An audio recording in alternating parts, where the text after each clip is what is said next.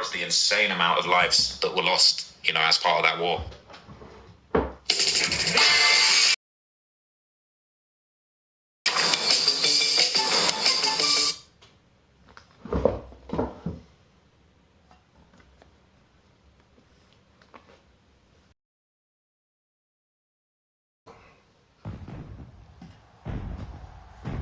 Tonight, from State Farm Stadium in Glendale, Arizona, it's a special prime time edition of the NFL on EA Sports.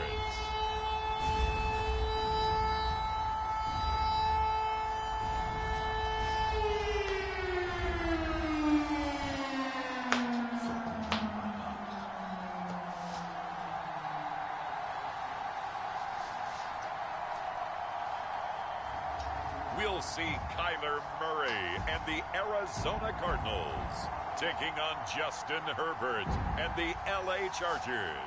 We find ourselves at the home of the world's first retractable natural grass field as you get a look inside State Farm Stadium in Glendale. Tonight we've got the crew set for what should be a real treat, a great Monday night matchup, as it'll be the LA Chargers taking on the Arizona Cardinals.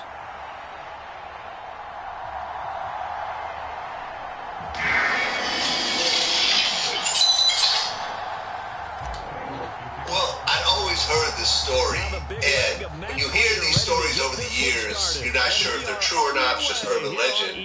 But you actually had the conversation with him about how Michael Jackson bought the Beatles publishing. Yeah, and he actually told you that really happened. Actually sat there and told me the actual story. He was like, when he met Michael, he was a kid, and he said after that, he said Michael's just, he was just kid-like. He said after he grew up, he still was like kid-like, and then he got a relationship. He said Mike used to play with his kids, and they'd be like cool and hanging out, everything. And he said, as Michael got older, they decided, to make a few songs. That's how he said it. Like say. He said, we decided to make just a few songs. And I'm like, okay, that's thriller. I'm like, this motherfucker, cut it out.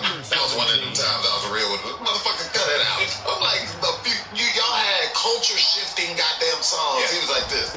I'm proud of it. I'm proud of it. So say, and all like they had some hits. They're like 3-4 songs, And so I was like, man, I love them songs. And then he was like, one day they was at a party and they was at a courtyard, and he said he was just talking to him about his money, his finances. It was like, you should really get on your money and publishing is where it's at. And he was like this. Yeah, he was like, buy as much publishing as possible. And Mike was like, I should buy yours. And he was like, Mike bought it. And it's a pretty good return here as he'll get this up to the 29. So I actually looked it up. Michael Jackson paid $47 to be able to cut a $47 million check. This is the 80s, by the way. This is like $100 million, so this is like shit. It's like $200 million a day. Yeah. He bought the Beatles catalog, and I guess Paul wanted him, now that he bought it, to give a few more points. So Paul was like, he was upset that he bought it.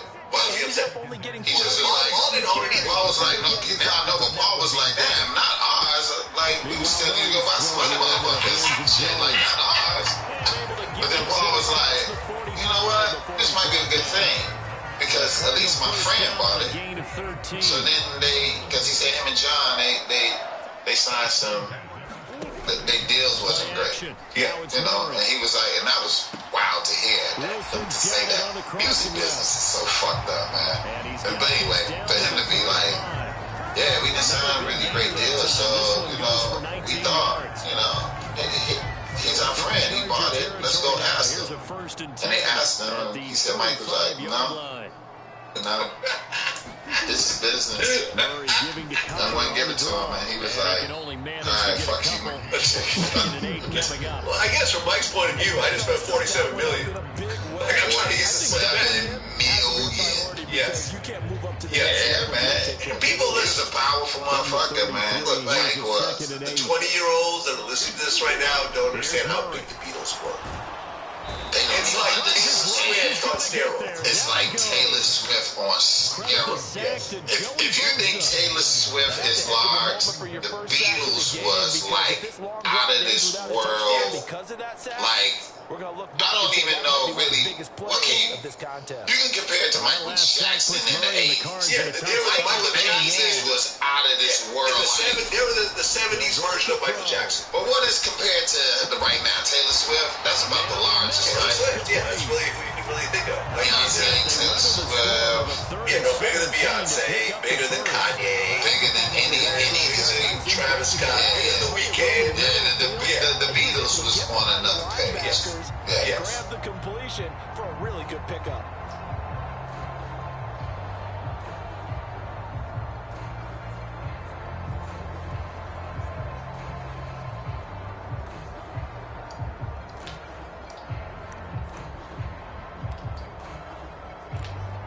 In a sea of experts, it can be hard to stand out. Get the web address you need to stand out among the... On 1st and 10 is Connor. Well, a lot of people got arrested over that. Runner number 9 got 39 years for murder. C-Day got 38 years. That was the whole taxi driver murder situation. D-Rose got 40 years for murder. And they're saying that D-Rose didn't actually do it. Yeah, the theory is that the murder that D-Rose went down for was actually committed by I think it was it C-Day? Yeah, this is my researcher. He knows it. Me and him were looked into anything I'm unsure about. He's gonna fill me in. But yeah, no, the theory is that that C-Day actually did that murder because there was a theory about the outfit that the person had been seen in that murder committing, wearing red pants. He was known for wearing red pants. But the thing is, the cops basically pulled over the minivan that was used in the murder, like I think a couple of days before. They got the VIN number, and they were able to tie D-Rose to the crime, even though people say that he didn't do it. But again, D-Rose was, as far as I'm concerned, he was killing people. You know, I'm not saying that it's right that he went down for the wrong thing, but again, this is another scenario where that non-snitching thing comes to get you, right? Because he could snitch and turn around and say, well, it wasn't me that did that, when he can't do that, right? Because they're so about the street code. And realistically, had he not gone down for that, he would have gone down for a different murder. So, and you know, C-Day went down for the murder of Javon Boyd, which was the cab driver that Rondo was also implicated in. And, you know, that was a whole case where Take Capone was also there, and there's been a whole bunch of back and forth over the years as to whether or not he told in that situation. But, you know, Rondo and C-Day and D-Rose were really the real factors in the street for 600, and, you know, they all wound up getting taken off the streets in a mixture of those crimes that went down. Well, yeah, another person that got locked up was Just Blow.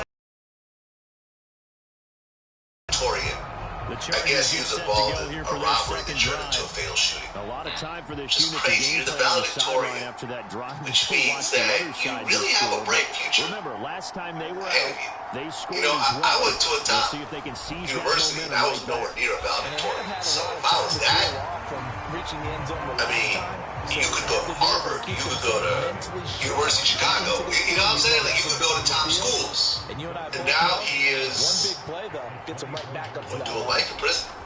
It's close to it. Like 18 years or something like that. 18 years. It's interesting. You're right. He's getting 18 years. 18 years in prison. So he's going to get out. And he's going to be out of bounds 36. all the way down inside the 10. That's not too bad in the grand scheme of things for Chicago, really. But no, that's still a massive waste of life. You know, those are your best years that you're losing. Well, you're a valedictorian. You're not going to go back to college. You can't. You see what I'm saying? Like, it's a complete waste of life. Well, I guess the sympathy that I have, like the sympathy, but just the understanding that I have is it's like, you know, you could be the best kid, but if you start seeing your homies, your friends, your family get killed, you know, that probably changes something in you. And obviously a big story that we covered recently was, you know, the case of Lil Jeff, Q50, this sort of new young generation running around Chicago. And what's really interesting about those guys is they didn't seemingly really get involved in gangs until later in life. You know, we're talking like 18 years old or so, they're jumping off the porch. They weren't so violent until things really turned up with kind of like, you know, cousin getting killed, brother getting incarcerated, you know, shots and murders happening back and forth in the area. You know, you've got guys that would have been good kids getting sucked into the street stuff. And again, I don't want to condone it, but like, look, I've not had a close friend of mine be murdered. That's not happened to me. And I think if that did happen to me, you know, God forbid, maybe I'd be willing to throw away some of what I've got, or maybe I would just be so emotional that I would act on it. But I don't know, you know, I don't think I'm a killer. I don't think I've got it in me to do something like that. But at the same time, it's hard for me to put myself in those shoes, because if you're coming up and you've got your best friend's been killed, maybe you're a valedictorian, but maybe that's going out the window when your emotions overcome you and you're really going through something like that. So, you know, it's kind of like, it's hard to relate, you know, and I think it's definitely tempting to sort of say, like, how dumb is it to kind of throw your life away? You had such a promising future, but maybe if you're in that circle, you're in that situation, maybe you don't see it that way. It's more just a case of like, yo, all that was fine. This is where my attention's going right now. But it is very sad, man. I think there's just so much wasted potential in these scenarios. But there's so many cases in that 600 story that just sort of really break your heart. I mean, there's the situation with that guy Trix who got killed. He was sort of like a young guy that had gotten involved with 600 and was kind of a driver for these guys to slide on people. And you know, there was sort of a whole thing where he ended up getting killed, you know, rolling with those guys. And then they didn't want to claim him. They were making fun of him, saying he was a goofy after he died. And it just goes to show you how treacherous this stuff can get. Where you got young guys, you know, and which side can step up and assert its will over maybe not all there mentally, get taken advantage of, and then they just use you up as the driver, let you get killed, whatever, we don't even claim you, you know. That really showed to me how treacherous and messed up it gets. And then on the flip side, you've got situations like 600 Breezy, who, you know, was one of the most successful rappers to come out of that area at a certain point. Really had an opportunity to get on in the game, started working, you know, hanging around with Drake, and was kind of getting involved with that whole team. Was on stage when I think Drake collected his Billboard Music Award in 2017. And you know, before you know it, 600 Breezy's getting sucked back into the streets. You know, he's drug dealing again. He's not taking music seriously. All of this kind of stuff, and it. You know, wasted potential is definitely a theme of you know, of that story, and a lot of the guys that came out there, and it is really tragic. And Maddie is sleeping.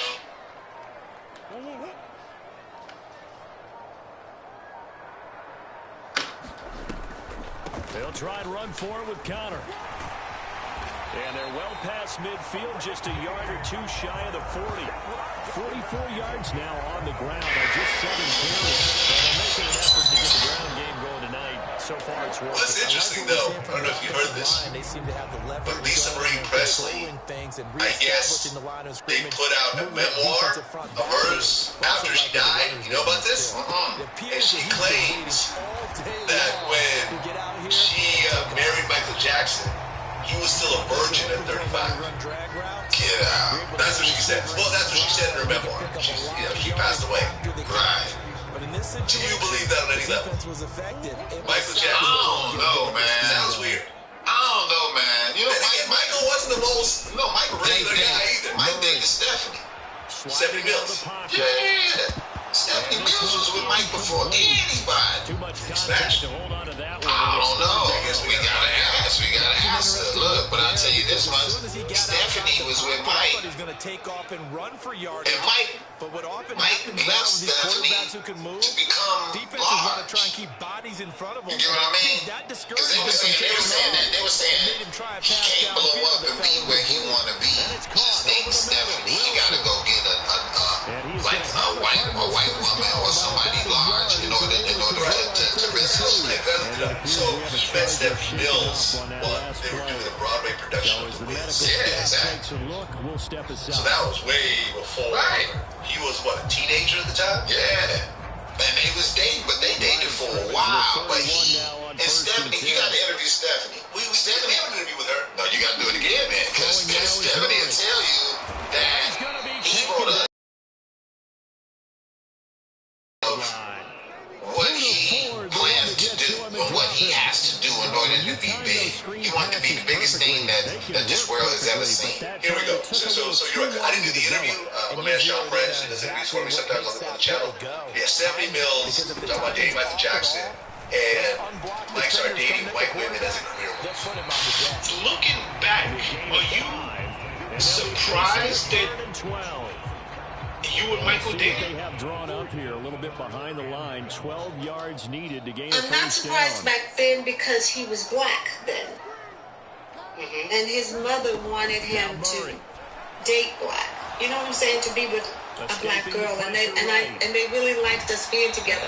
But Michael wanted so much more, is why we probably went our separate ways. He wanted to be the biggest star in the world, and he wanted to associate with certain people that I didn't want to associate with. So we just went and we went in different paths. And they'll cut the lead back down to 4 now at 14-10. And then when he sorry. Go ahead. I'm sorry. No, go ahead. No, I actually heard you say that once before. You said he wanted to associate with people you didn't want to associate with. Yeah. Who were these people? Were they executive? Who were these people that you are referring to? In this case, they'll take the field goal. Can I just leave it at them? People that he liked and would go to their houses and stuff, and I wasn't particularly interested in going. You know what I'm saying? And he wanted to be a certain way. You know, he wanted to be a certain way. He lived his life the way he wanted to. You know, he liked a certain type of woman and thought that it would be best for him in his career to be with certain types of women. You're absolutely right. She actually talked about this in the interview. The question is whether they actually had sex or not. I don't know if that mentioned in the interview. I was supposed to talk about that. But bring on. Is the story? Yeah. Is Elisa Marie still? I want to know if he smashed her. If he smashed my baby. To try and spread the field sometimes. There's always going to be a traffic jam, it feels like, towards the middle. And if there's any type of a missed throw, or maybe the ball's tipped, or just too many bodies in the area, an interception can result. After the turnover, here's Murray. A throw on the run, but that's going to be incomplete. I think he's got to be careful not to force anything into coverage right there. There weren't really any throwing lanes, but the best part for him, he's got second and third down to fall back on. Try to get one more in here before the quarter breaks. On second down, here's Murray. Wide open receiver, complete. And he's finally taken down, and it's a big gain there on what will turn out to be the final play of this first quarter. An entertaining start to this one. More to come on EA Sports. They'll run here with Connor. And he will push his way forward down to about the 3-yard line. Only a yard on the pickup there. Second and goal. This offense has a lot of weapons, but you know they like to look Connor's way down here near the end zone. He's got that rugged running style, and that's a nice job there to hold him to a short pickup.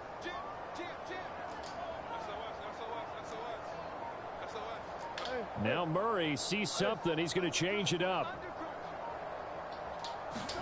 Second and 3. That's to McBride, and he has it. Touchdown, Cardinals. A 3-yard touchdown pass. And the Cardinals have moved out in front. You got to figure down by the goal line. This is where a tight end earns his money in the high traffic area. And he's able to work free in the middle of the end zone and grabs that one for a touchdown.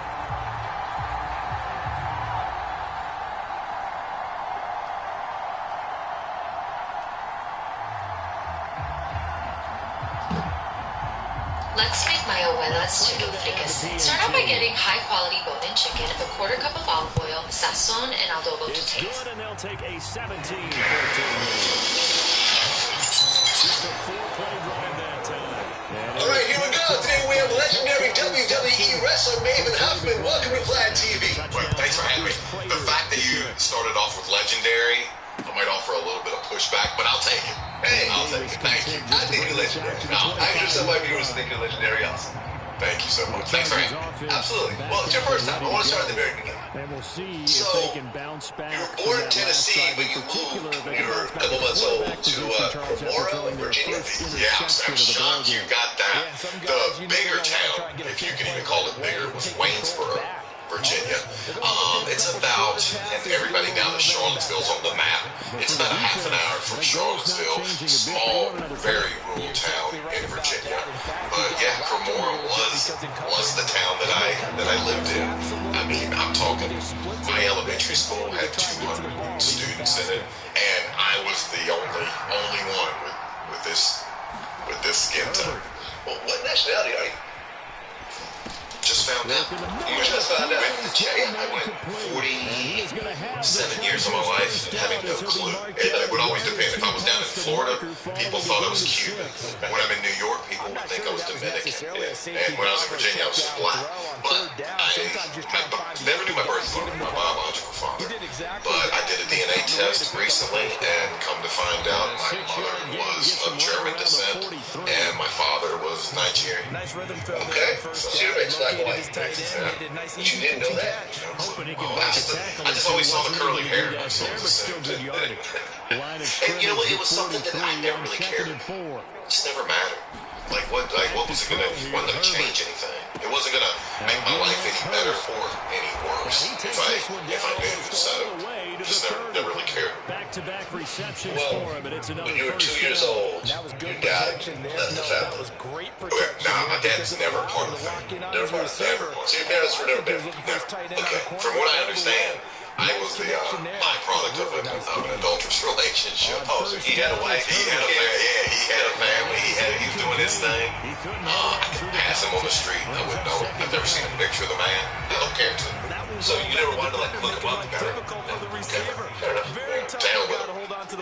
Okay, But after your dad left, your mom took her own life. she did. When we moved back from Nashville, it was probably a few months. My mom, and the stories that I have, and again, I'm getting it from Nashville from from Waynesboro, Virginia, just for opportunity. I heard she was a singer. I definitely did not get that gene. But I heard she went out there, chasing a dream, like most people. And what she found was my biological father. And he had a family, so he was up for a good time, but wasn't interested in definitely a secondary family. So when she moved back to Virginia, I mean, I've always assumed that just times were very tough for her. She moved back to Virginia, unemployed, was probably chasing employment.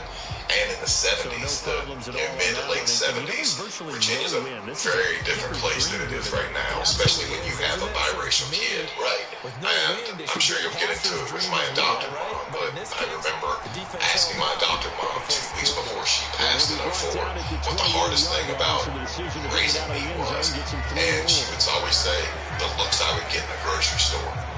And she was like, because the minute, there's this little, black curly haired kid running around, a white lady, people are going to cast assumptions. They're going to think that they know the story.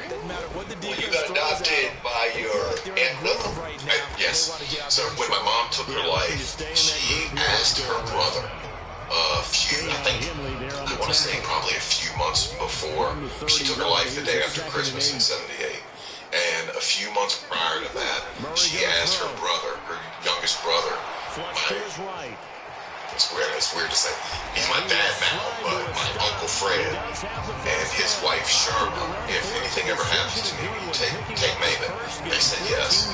And yeah, they became mom and dad. It's the only family I've ever had, only parents I've ever known. So, so when you ask me if I ever have any interest in finding my father, I had a dad, and I never felt like there was ever anything in my life that I was missing by not having, my biological father in my life. Now, I mean, the older I get, I'd love to maybe know if there's anything medically I should be, looking out for. The only thing like I've said my whole life, the only thing I'm 100% sure of is that he was devastated with AIDS. Well, do you know any of the details of your mom taking her life? Was it depression, mental illness? Did something happen? I've always assumed, all right, it's weird. In my family, there there's a section of my family that actually doesn't think she took her life. Oh, someone killed her. They think. And the reason being, and I actually still have the gun. I have the gun that she took her life with. Oh, she used a gun on herself. She did. But from what I've heard, there were more than one gun. It was more than one gunshot. There was 3 gunshots. And How do you kill yourself? 3 times. And from what I've heard, one of the wounds was, this makes it sound like it was a defensive wound through her hand.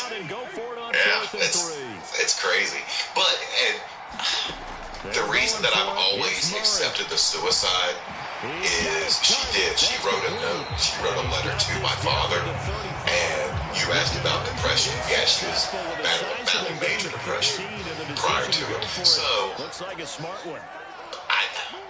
I don't know. I've always wondered if maybe she was hitting up my biological father for money, and I don't know if he decided that I'm obviously not going to pay. I'm not going to have you find out and ruin my family. But I do know, because I've seen her handwritten letter, I do know she was going through a very, very, very difficult time. Yeah, I'm sorry you had to, sorry you went through that. I mean, your own way. Obviously, you didn't know her. But yeah, it's weird. My first childhood memory is when I turned 3. I remember my grandmother giving me a bank, like a little piggy bank. And I figured that was during Christmas. I figured I was about 9 to 10 months away from being able to have any memories, because I have no memories of my biological mom. Yeah, we can remember stuff there too. Exactly. It's normal. Okay, so now you're growing up, and your uncle and his wife are raising you. So were you a good kid? Did you get in trouble? Ever get arrested? Later in life I did, but growing up I was a good kid. Okay. I got into the stuff that normal kids get into. Wasn't a fan of doing homework. I was the kid that in every report card that my teacher sent home, they checked the box, needs to exercise self-control. If they had Ritalin out back then, I probably would have been a prime candidate for it. But I mean, I was a good kid. Prater on to add the extra point. And they will take a 7-point lead now. A 10-play drive that time. And it winds up in a touchdown for Arizona. When you want something, you pursue it. And with the Delilah, the pursuit for your pigment is just the same. It's time you found a proven choice to help restore what's yours. And Davis continues to bring this back to the 25-yard line. Okay, so you graduate high school, and then you go to Eastern Mennonite University in Harrison, Virginia. Did you have an idea what you were going to do at that point? Nah, no clue. All my entire life, I prepared to be either a baseball or a football player. And, when you're growing up, when you have dreams and aspirations, you really don't allow your mind to think anything else. Or it's hard to tell yourself the truth. After my last year of baseball, once I had a pro scout tell me, you're good enough to play in the minors. You're good enough to play AA baseball. You're not good enough to play in AAA, and you're not good enough to play in the major leagues. Once I had someone that knew, lay it to me, just point blank, I was able to just let that dream go. I knew I wasn't chasing anything anymore. Right, so you played for the Aloha Knights. I did. In Portland, Oregon. I did. Which is like a semi-pro league. Semi-pro league. It's guys chasing the dream still. Right. Right. So you got that far, but then someone told you. Yeah. And you know something? That's not a bad thing. I was fine with it. That's not a bad thing. People always like to stress this never give up mentality, but what I found throughout life is that success is the ability to let things go when they're not right. Listen, I know 50-year-old guys that still have rap dreams. Like, you know what I'm saying? That have never had a song that went anywhere, but they're still going to the studio every weekend. So it is, I've realized throughout my life with all my career changes, I've had to admit that, hey, this is not going anywhere. I put in years into this, but that's okay. Let me cut my losses and move on to something else that actually does make sense. So that's what happened to you at age 23. And life sometimes we're GPS. We have to reroute ourselves. Yeah, exactly. You know, when something stands in our way that says, you know, whether it be talent or opportunity, you're not going any further. You can either sit and stew on it, or you can just find a new dream. That's what I do. So then you became a middle school teacher. Yeah. At Quality Middle School in Tigard, Oregon. Okay, so now you're a middle school teacher. Do you think this was going to be your career for the rest of your life? No, and the reason being is I was the first person in the state of Oregon to become a teacher that was not licensed. I moved out to Oregon. A buddy of mine that I played baseball with, he was a middle school teacher. He played for the Lowland Knights. And after I graduated from college, I had my summer off, and I wasn't ready to face the real world yet. So he's like, come out and spend the summer with me, play baseball. So sure, why not? So I moved out to Tiger, and he was a school teacher. Well, I needed something to do during the days, and the world being way different than it is now. Come into my classroom with me and spend the day, and you can help some of the kids that might need tutoring. So that's what I did. I went into his school every day and worked with some of his students that were probably a lot like me growing up. And just from that opportunity, the vice principal told me that she came to me and said, we have a 6th grade position open next year. Would you like it? I said, I'm not licensed. She said, we have a way around that. It's called a transitional license. And the point for this license was they wanted, let's say there was an airline pilot. This was the example she gave me. Let's say there was an airline pilot who spent 20 years flying planes and decided it just wasn't for him. Are they going to want to keep him from becoming a teacher if that's his new dream? Well, no. Let's put him in the classroom if he's good, if he can. And then along the way, you have 3 years to get your credentials through the grad program. So I was the first person in the state of Oregon to go through with this transitional license. Okay, so you're a middle school teacher, and right around 2000, 2001, a new show popped up called Tough Enough. And it was a reality show that the WWF, now known as the WWE, put together to try to find new wrestling stars. Right. So growing up, were you a wrestling fan? Big wrestling fan. Big wrestling fan. Who were your favorite wrestlers growing up? Ric Flair. Okay. Ric Flair was number one. He was by far my favorite. I grew up in Virginia, and we got WWF, but the big promotion for us was NWA, which would become WCW, Crockett Promotions. So Ric Flair, I love Tully Blanchard, Magnum TA, Arn Anderson. Those guys. Those were the guys that I really looked up to.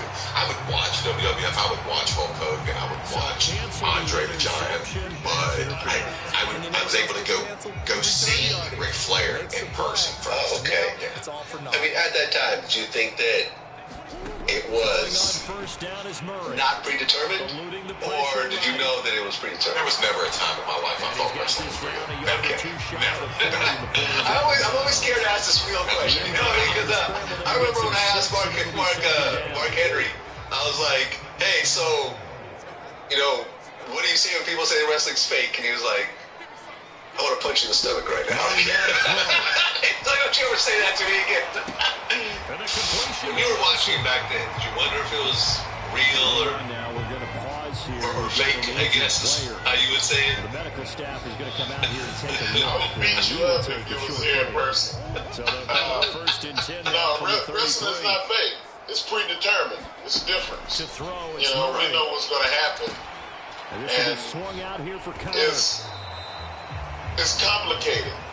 And we see the best guys, to the running back. This it's not governed by how they become just as critical to the passing attack. How cunning or how skilled you are. Their ability to make people it's miss about in the can open you field emotionally really get generate people big plays for an to offense. believe in your Second ideal. down, Murray sets to throw. The psychology the pressure right. of what Can't wrestling get rid is. of it. He's taking There's always, like I said, I'm always scared to ask a wrestler if it's real or not, because I always tell people you can't fake gravity. And the number of surgeries I've had, the fact that my back hurts every morning. When I get up every day, it literally looks like I was in a car wreck the day before for a good 10 minutes. I'm as hunched over as I walk, as much of a limp as I walk with. And I mean, if it's fake. Well, no, I get it. For example, we were talking about Ken Shamrock. He did UFC, at the highest level, at the championship level. Then also he did WWE. And he said he has way more injuries from WWE than from UFC. Absolutely. You know why people get more injured in wrestling than they do in MMA? It's because usually, like for me, I was good in MMA. I was really good. And I kept people from doing damage to me. I didn't let them do that. In wrestling, watch the chair shot. I let that happen. We let people beat us up. Yeah. That's the difference, and that's why we get beat up, is because we're stuntmen. We're literally taking falls, and we're taking these bumps, and we're taking all these things because we're trying to do an event, an entertainment event, to please the fans. And so we take risky bumps. We take risky shots, and sometimes it causes us bodily injury. In UFC, people are actually trying to hurt you hard. Whereas in WWE, they're not trying to hurt you. Unless, of course, you're New Jack. He's trying to kill you. But outside of New Jack, most wrestlers are not trying to hurt you. Right. But you sustain more injuries that way. How many injuries did you have over the years? I mean, countless. How many surgeries, for example? 8 surgeries. 8 surgeries. Damn. Yeah. And that's rely on their quarterback, Okay, Kyler so Murray. probably could use another 2 or 3. Okay. I'm sorry to hear that. When he's signing autographs, he's looking around the room, and this guy's got a cast on his leg or a brace. And this guy's tough to watch. I'm not gonna lie. Yeah, it's tough to watch. How accurate is it? It's, I would say 80%. 80%. The only thing that I thought that wasn't accurate was just some of the stuff that they would show. They sensationalized some of the backstage stuff. Yeah, I saw all the stuff that he had in the middle. I saw the drugs. I saw everything take place. But it wasn't like it was every show. Charles, for them, pretty good first half on the ground. They had some success running the ball in quarters 1 and 2, and they've got the lead. Now a chance to expand upon that lead here with their first drive in the third quarter. Yeah, believe it or not, you and I have noticed that this great game of football has shifted towards pass first, run second. So for me, it's really nice to see some of these teams keeping the ground game as a big component of their offense. And it's working pretty well for them now. And let's face it, they can continue to do damage with it. And in addition, it sets up the pass game really well for them too. Okay, so now you signed up for Tough Enough. Did you think going into it that you had a chance to win it, or is it just something to do because you're not really into the teaching thing? There was never a time in my whole journey I thought I was going to win until the very end. There was a point at the end. There was a point halfway through when I knew I was going to win. But I thought, what the hell? I'm young. I'm done with baseball. I'm done with sports altogether. But I still have something competitive left in me. I still have some athletic ability.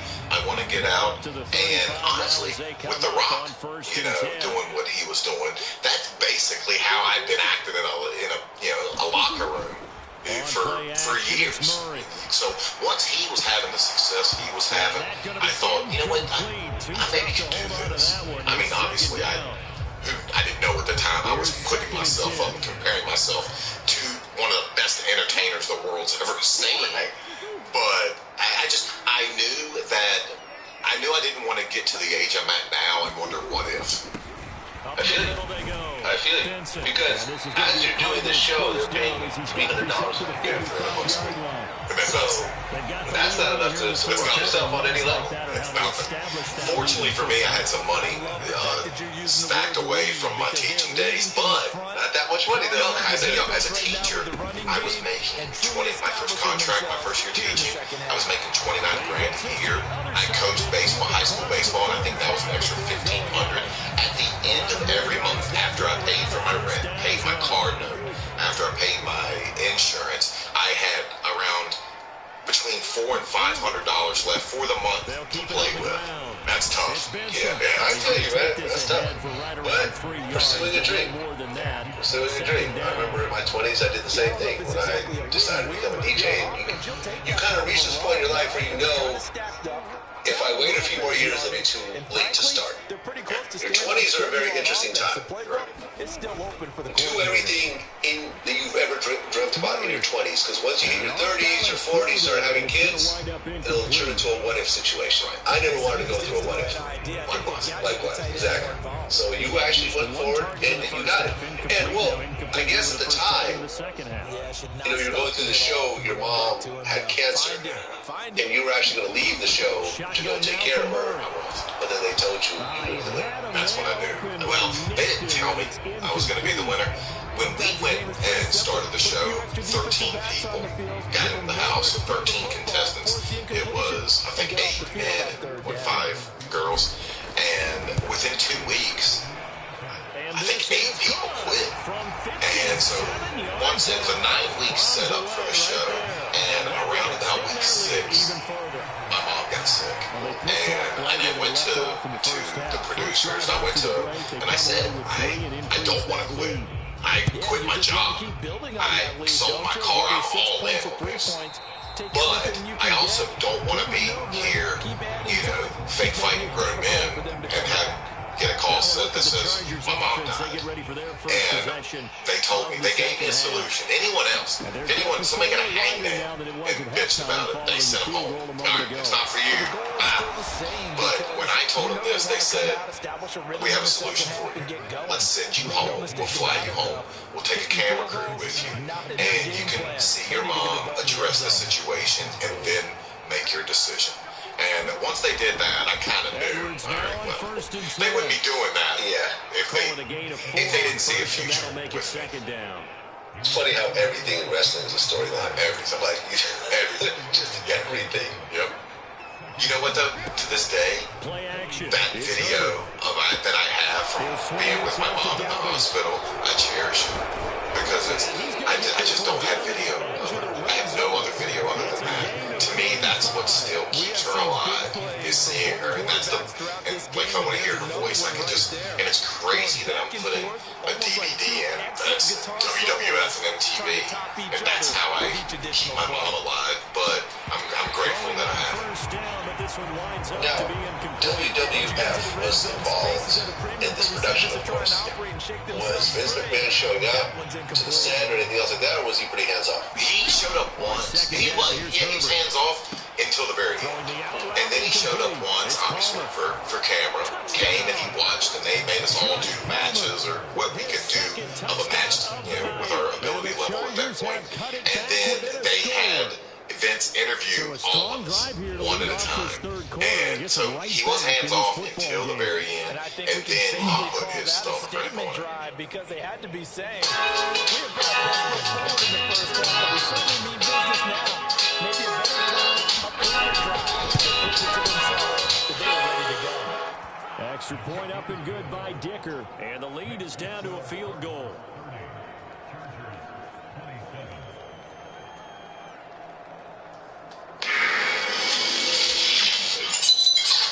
So after the touchdown, here's Dicker out to kick this one like we said earlier, you ended up winning along with Lydia Glenard? Yeah. Okay. And then you got sent to the Heartland Wrestling Association. Right. To keep training. Yes. Yeah, in Cincinnati. Okay, so you're not in WWF yet. Not quite, but I'm sniffing being in WWF because being that it was Tough Enough was the very first reality show that the WWF put out. Once they had winners, they wanted to keep us in the public eye. Obviously, with business, they wanted a season 2, and the way you do that is to show that season 1 was successful. So they were continuously bringing me up, and they would continuously have me on and in the storylines in the major leagues. So yes, I was in Cincinnati. Yes, I was in developmental, but not for long. They were bringing me up, and once they brought me up and actually gave me a belt, hell, I just didn't go back. Okay, So then you get signed to WWF. How big was that first contract? A whopping, and to me, this was all the money in the world. It was a whopping $50,000 a year. I still remember, I couldn't believe that I was getting a check every week for $1,000. I could not believe it. It was, to me, that was, I didn't know how I would ever need more money than that. He'll try again with the arm here on second okay. down. Because remember, I went from a year prior, at the end of a month, I had $400 to play with. Now I'm getting $1,000 a week. You're rich. Yeah. Okay. Yeah, drinks on me. Well, a lot of guys in the WWF, they came up through, the mud. They had to really, make their bones in some of these smaller leagues and go through all these trials and tribulations. You were on a reality show, and then you went straight to the WWF. So was there like a lot of hating and jealousy in the beginning? Absolutely. And that was one of the things that our trainers and Tough Enough prepared us for. They said, you're gonna arrive in whoever wins is gonna arrive in a position that every other person in this locker room would have clawed for. They would have done anything for. Most of these guys have spent years in the independent scenes toiling and just hurting their body for next to no money, if they got paid at all, just to get exposure. And more than anything, we were given exposure. And there were guys that were none too pleased, not happy at all. What do you think was like the nastiest thing that one of the other wrestlers did? One guy, we have a move called a DDT, and Jake the Snake, basically, and basically you grab a guy's head, and remember, in professional wrestling, when someone freely gives you their body, they're giving it to you with the understanding that you're going to be as safe as possible. With it, you're going to return them. You're going to do a move on them, but you're going to return them unharmed. And I had a guy one time in HWA grab me on the DDT. It's a very easy move to take. When you fall back and you go down, you look like you're slamming the guy's head into the mat. But on the way down, you just release, and then it looks devastating, but it doesn't hurt at all. Well, I had a guy actually grab hold and spike my head into the mat. It's probably it was, but what happened afterwards? I mean, I was a rookie. There's nothing, just take it. You gotta eat a shit sandwich and like it. I get the feeling the defense get a little bit tired. $76, please. I need $76. I'll pay you back when I get paid next week. Just download the Albert app. Let's find it. After the fourth down conversion. 1st and 10 inside the 30. Here's Murray. Pressure applied, and he's going to be taken down. They sack him back at the 33-yard line. Multiple defenders there to drop him for a loss of 4. A CD, a little bit of feast or famine for him. He's had some success throwing the football, but also now he's been sacked 4 times. Yeah, you just mentioned the 4 sacks, but you're right. He has managed to hang in there and make plays at times. His offensive line, they've got to figure it out and pick things up and give him more opportunities, and he has to help them by getting rid of the ball a little bit quicker as well. 3rd and 12. Ooh, that outside ain't no joke.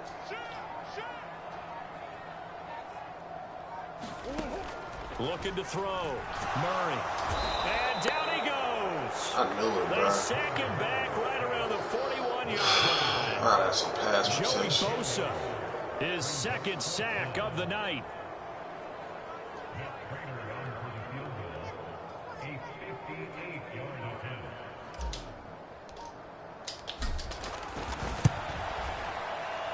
And I tell you what, he got it from 58. That had lots of leg behind it, and that will add 3 more to their lead. It pushes it up to 6. So 3 points, response there to that opening touchdown of this 3rd quarter. And that's an important 3, both in terms of adding to your lead, but also letting the other guys know you're not going to just come out in the second half and take over. And that'll carry over the back line of the end zone for a touchback. And now out on the field, here comes Los Angeles. Herbert and the Chargers now with a 1st and 10 at their own 25-yard line. They'll come out throwing here to start the drive. Short throw underneath to Hurst. And he'll be upended at the 28-yard line. Just a 3-yard gain there.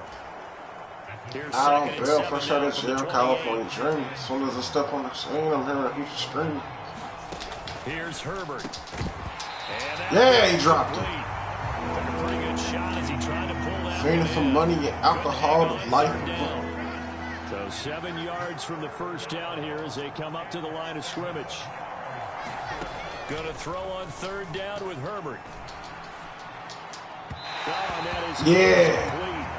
Probably the way this offense has marched up and down the field during this game, it's almost a surprise to see an incomplete pass on 3rd down, isn't it? Yeah, they have had grinding like a slow jam. Switch sides so you know the wiggle down. That's a no, man. Say what you say. And here comes George on the return. Niggas ever make the streets of LA. Oakland. Up there every year, I'm back down. Cali is where I put my back down. Give me love. Arizona's offense back out and ready to go. Last time out, you remember their drive stalled, but thanks to their kicker, booted a long field goal to at least get them 3. Now here they'll try to do better and find the end zone. And in our experience, how much fun is it for coaches to know that they've got a kicker who can nail it from long distance? Now, the hard part is, as an offensive play caller, you don't want that in your head too much where you're relying on it, and he goes out and gets the job done for them. But I'm quite sure he would be content to just kick extra points from here on out. Yeah, absolutely no question. I think his teammates would be okay. What I'm talking about, Connor. Extra points as well. And he'll be brought down just shy of midfield at the 49-yard line. 78 yards for him on the ground now. He has been a tough man to bring down all night.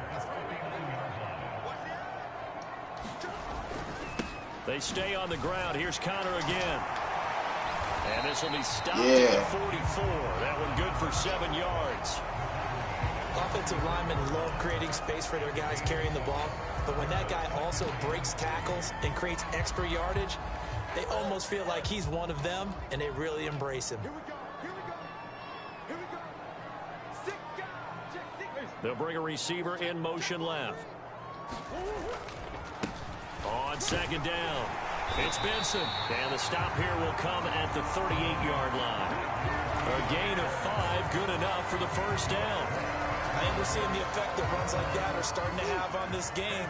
They're a little bit slower, that front 7 reacting to the football, almost like body blows in boxing. Slowing them down, and they're really starting to take over in this game. Running game working. They'll stick with it on first down. Balls up. 4th quarter. After a decent gain, and that will bring us to the end of this 3rd quarter of play. 1 quarter remains here as we wrap up the week on a Monday night. You are watching the NFL on EA Sports.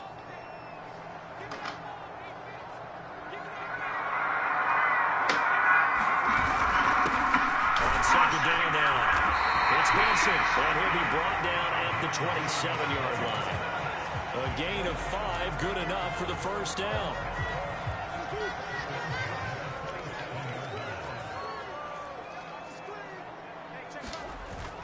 Play fake.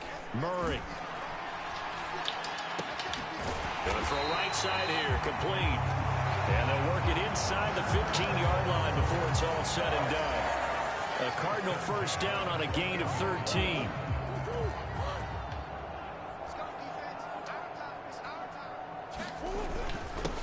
Now a handoff up the middle.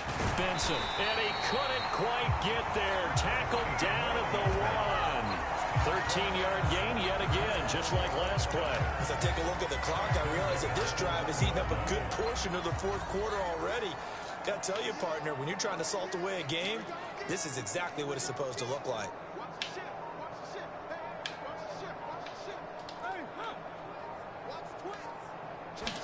Murray on the sneak. And just a short gain that time as they're able to get him down. Only It never worked. Second down. That's a touchdown, bro. This crowd, as they watch the replay, they want a challenge, and they're going to get one.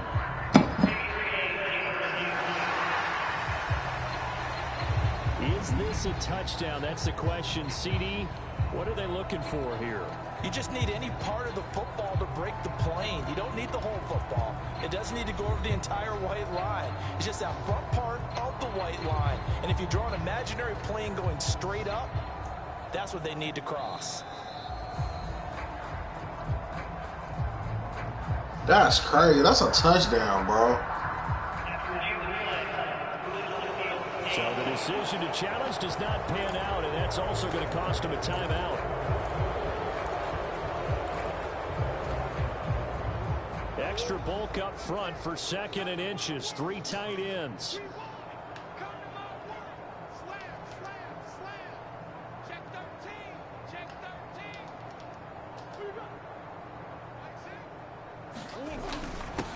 They'll try to run this one in.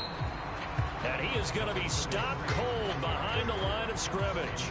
Officially, it will go as a 1-yard loss, and that's going to lead to a 3rd down. Now, obviously, that's some good work there defensively, being able to stop them and bring up a key 3rd down. But if you're on the offensive side of the ball, there's an opportunity, because I know what defensive guys are thinking right now. Just stop them, get to the ball. That means it might not be sound defensively. There could be some opportunities. And you said key 3rd down. Highlight that word, put it in bold. Here we go.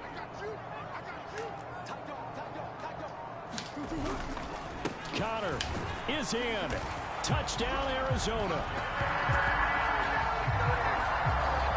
You think about James Conner down near the goal line, and you think about the 2021 season with his 15 touchdown runs.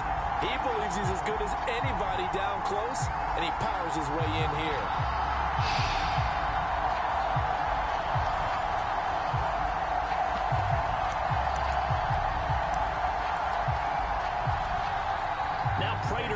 PAT. And the lead is now 13. So that went a long 11-play drive. And it was a touchdown run by James Conner that was the exclamation mark. After the touchdown, out is Prater to kick.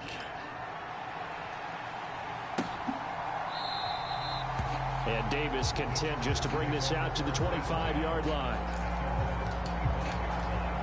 Now the Chargers offensive unit ready to see what they can do here. Well, that last touchdown we just saw, what an important one. Now it's back to a 2-score deficit for this crew as they take the field here, and they are in desperate need of finding the end zone.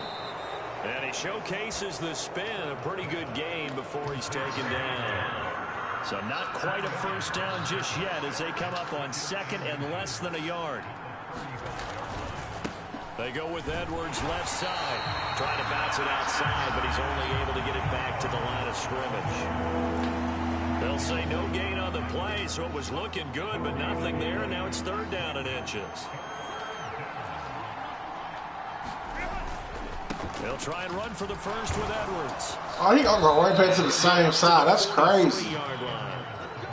A strong 8 yards will keep this. That's some asshole shit right there. Yes, a 2-possession game, but a good chunk of time on the clock, so they have the ability still there to run it on 2nd and short, but maybe they need to pick it up a bit. You're right. They did pick up the first down there, but they, as you mentioned, they have to pick up the pace. You're too slow. Game, they've got to get there twice to make sure they have a chance. Come on, man. It's a 7-yard carry to set them up with a 2nd and 3. They told me to bust out my AP. Perfect timing. Buddha, bless this beat. Herbert takes it and just pops it forward. That's a smart play. Down here to the 43. That one a first down pickup of 8.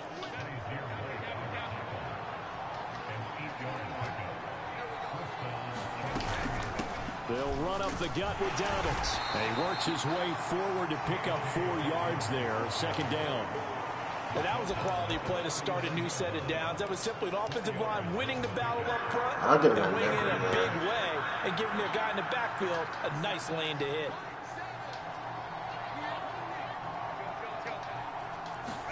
Here's Herbert now on 2nd down. Setting up the screen. Rough on the passer. He's going to be taken down. Plus, there's a penalty flag in the backfield. They may get 15 more on top of this. But Charles, they're trying to protect this lead late. Those are the types of mistakes they could afford to go without. About the last thing you want to give them is help in completing a comeback, which is exactly what that penalty does. A give up the middle to Dobbins. Buddha snapping. Murphy bunting got him down. not a run that you're going to write home about, but still a good first down run. That's what an offense calls staying on schedule. 3 to 4 yards on first down, you're set up very well for the rest of the drive. And he'll get about 3 as he's taken down at the 14-yard line. When a drive goes this long, you have to give a lot of credit to the guys up front, those big fellas, because the offensive line is putting something together that allows them to continue to control the ball. I know a lot of people think they get fatigued on a long drive. Actually, a lot of times the reverse happens. They actually get energized because they're controlling the ball, and they're the ones dictating to the defense. Give them a gain of 4, able to convert, and that sets up 1st and goal now.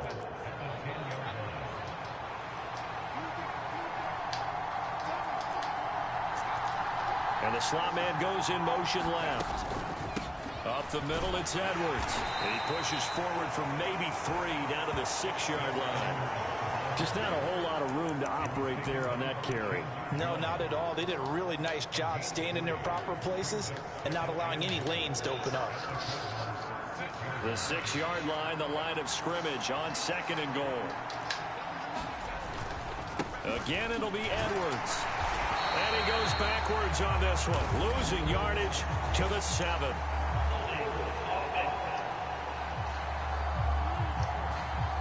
Well, they had stopped him for a loss on the run anyway, so they'll decline that. It's almost a good psychological advantage, isn't it? You created a penalty, and you still couldn't gain yards against us. No way we need to take that one. Now the Cards going to call another timeout, their 2nd. That's going to leave them with just 1 remaining here in this 4th quarter. A lot of tired bodies on that field, but this is a big play, 3rd and goal. Now Herbert with it, looking to pass. Yeah! He had him. He was open, but he couldn't get it to him. It's incomplete. So now 4th and goal. You're trailing by a decent amount here. What are you doing, Coach Davis? Well, I've got to think to myself, just how many more opportunities am I going to have this close and have this chance? I've got to go for it right here. The clock's dwindling on me. Let's go get it done. Yes! That's what the fuck I'm talking about. That timeout paid off. The play call on 4th and goal, but it's dropped in the end zone. And this long drive is going to wind up yielding nothing. So they really needed points here in a 2-score game. Could not come away with anything there on 4th. And while we know good job, Boo. Here, they can't check out of this game. You and I have called a good number of games over the course of our career where we've seen these types of situations. Teams get the ball back, and that miracle does occur. So they can't let that dream go just yet. They got us go twice, fellas. Yeah, right now really hoping for a turnover. Well, no doubt here in the 4th quarter, this is a huge defensive series. Hey, they can read the scoreboard. They realize if they give up a field goal here, this game might be out of reach. They understand the stakes and are playing accordingly. Murray's throw here into the hands of Jones. Short completion, just 4 yards. And now 3rd down and 6 to go. They are in need of 6 yards here if they hope to move the chains.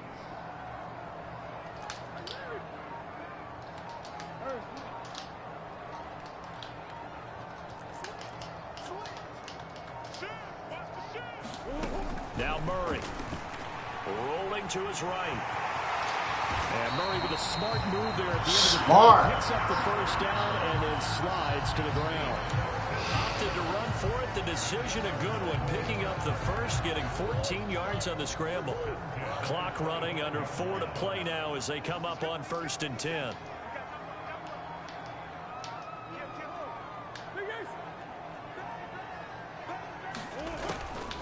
On the draw, Connor.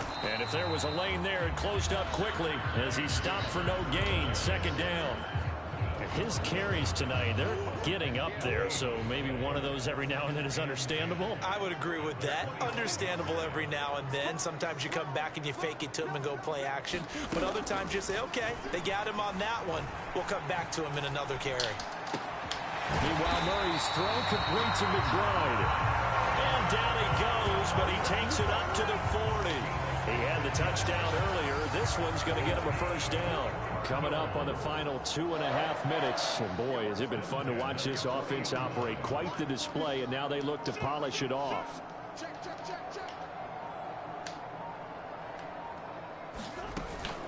Connor up the middle. And some nifty running here as he'll take this across midfield and down to the 47. Another nice game, 13 yards that time, and another first down. No doubt those are the types of carries they're looking for here, Charles. The lead in the fourth quarter. This is when coaches that have a reliable running game, they breathe a little easier on the sideline. Yeah, they love the idea that they can take the air out of the football at this point of the game. That means they're really counting on that offensive line, counting on the runners, taking care of the football. Because you're going to tell your quarterback, hey, no time to be a hero. We're not going to throw it here. Just eat up that clock. And if you have the ball, they can't score. 2 minutes left to play in this football game here on EA Sports. So the Cardinals, they've got the football here as we get you reset. And no doubt what they're looking to do is just salt away the final couple of minutes and escape with a win. Murray now on first down. And he slings one that's incomplete. So it looks like they still have some fight in them on this series because it seemed like things were headed for the red zone. But if this defense gets 2 more stops, they can keep them out of that area.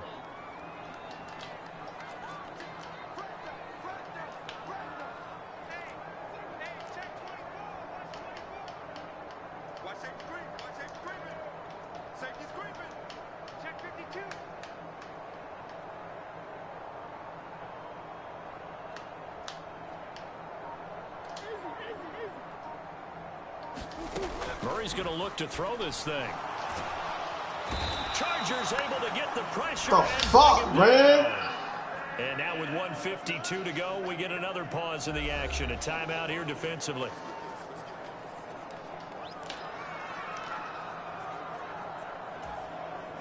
Well, that last sack puts Murray and the Cards in a tough spot. 3rd and long.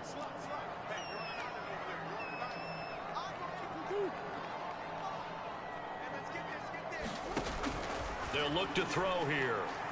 Oh, now Murray has it stripped. And picked up by the Chargers. And he's going to get this one to the 23-yard line.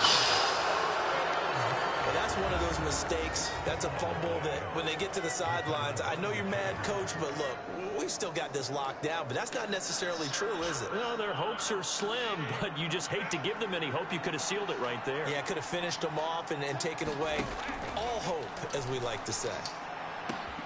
And this is caught now for a late touchdown. So hold everything here. This one's not over yet. Still an important piece of business to take care of, the extra point. And the lead will shrink to 6. A nice, tidy little drive there, getting the ball in excellent field position, and only one play to score it.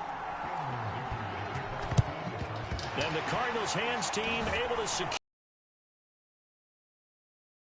Here they do have 2 timeouts, but even if they force a 3-and-out, they're going to have very little time remaining. So that means they've got to be aggressive and find a way to knock the ball free. They've got to come up with it because they can't just rely, as you noted, on using their timeouts and getting the ball back.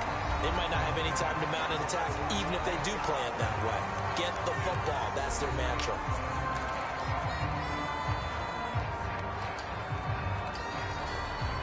So they come up on 2nd down, and they can get another run like we just saw. Would likely put an end to this thing.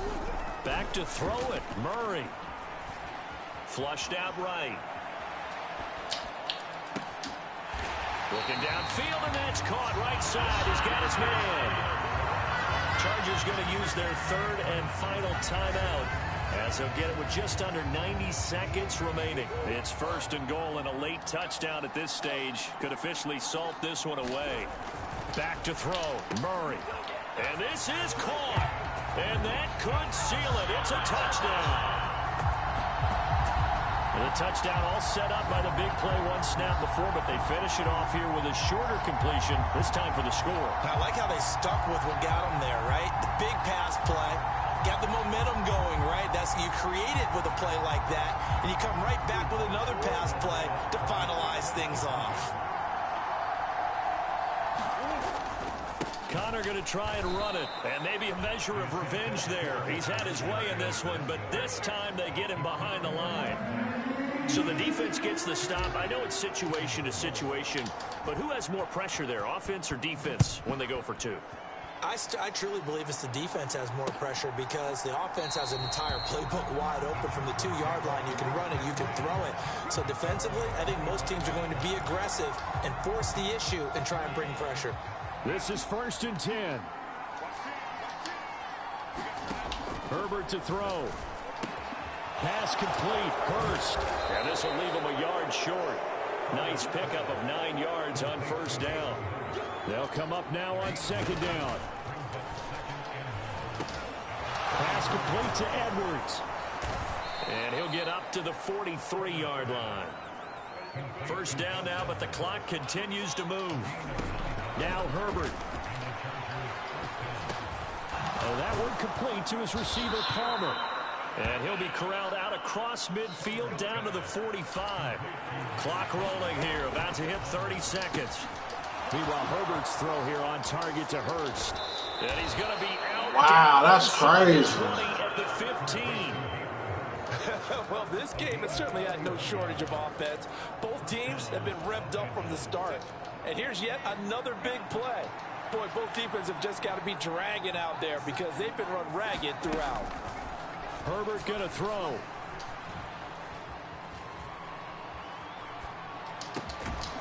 Damn. He's got it for a late touchdown, but probably a little too late. It would take a miracle of epic proportions if they're going to pull this one off. Okay, game on. Don't go anywhere yet. You got a 1-score game now. Probably going to rely on the onside kick coming up. Yeah, they have to. It's not a high percentage play, but it's better than not having a chance at all. And that's when you put your leapers and your flyers on one side, get that high hop, and hope that one of the guys can come up with it. And on the other side, get that hands team ready. No doubt about it. The clock showing 19 seconds to go. And the Cardinals have got it. So that should just about put an end to this one. They had to go for it with no timeouts remaining, though, now. This one's as good as over. They gave it an effort. They tried their best, did everything they could to try and get the ball on the onside kick. You're exactly right. They had to try it. It was their only option. And now this game is done. Just take it, kneel, and call it a day. Murray to throw.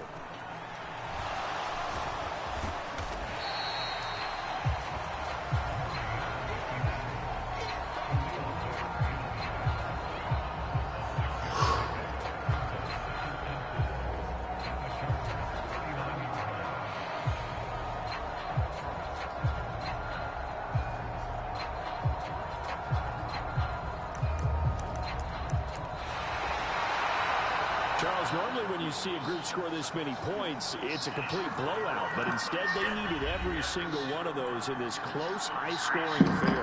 Yeah, Brandon, I'm still on the edge of my seat after that one because when you have that much scoring and it still comes down to one-possession game at the end, that's not something we see very often. And in this case, these offenses, they brought it. The defenses, they're going to need some work going forward. We won that game in that 2nd quarter for real.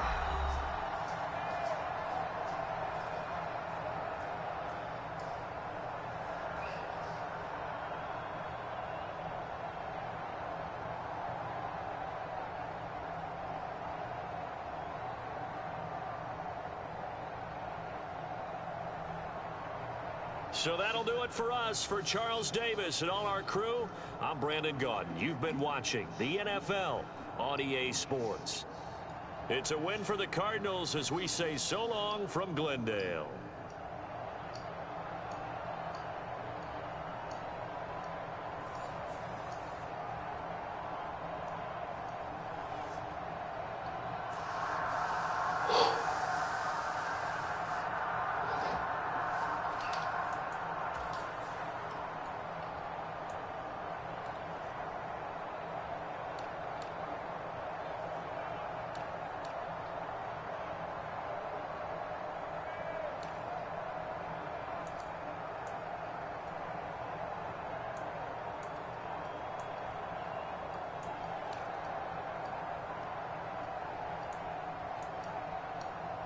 Damn, he got 2 touchdowns? Oh, yeah. He got one on the goal line. Yeah, that's dope.